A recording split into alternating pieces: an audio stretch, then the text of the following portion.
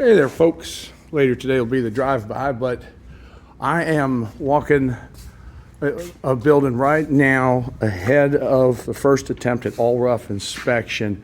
And what I'm focusing on now is the elusive draft stopping. So whenever a penetration goes from an air-conditioned space to the attic or the outside, has to be draft stopped, okay? And this is the stuff that I'm using today.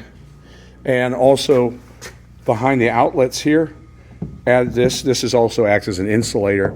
The idea is later in construction, way late, we have to do a test called blower door test.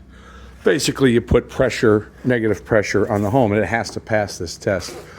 If this is not done correctly or efficiently enough, you can fail that, and at the very end, and you don't have much time to get it corrected to pass the inspection.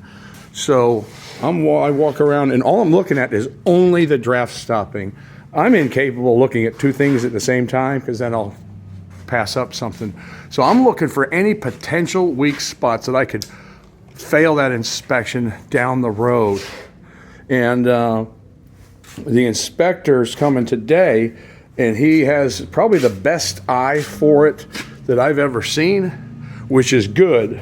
And now, as thoroughly as I think I go through these units, he always finds one or two, which is good because we're that much closer to perfection.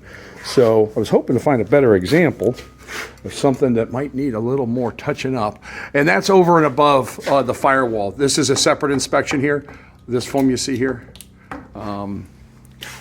it's a separate inspection there. But let's see if I could find a spot.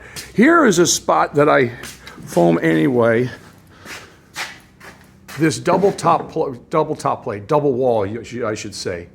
That gap, even if it's minute, right there, this is going to be a pocket door right here. And I'm going to have to stop filming when I get up here to foam it. But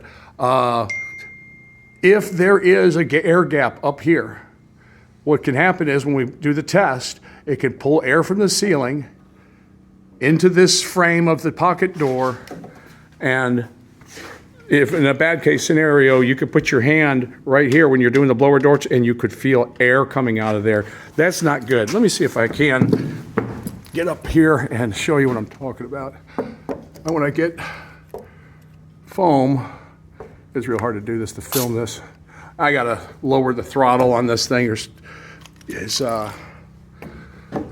lower the pressure of the output here. So right here, I don't know how well this is coming out on camera, probably like crap, but anyway, this is what I'm trying to do.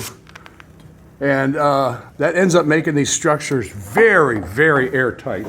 Not submarine tight, but pretty darn close. Let me see if I can get the other side here, that last little bit. It's thankfully, whoop, there go the sunglasses. Thankfully, you don't have to be an artist to apply this stuff because I would fail. But that's just a little thing I'm trying to do, is tighten this up as tight as possible. Now, the guys that do the polyfoam for me, they do a very, very good job. And I just come through and tighten up. Just looking as close as I can. Of course, John's gonna find something, and that's fine. Oh, here's a little spot on this void. Oh, it's hard to get in here.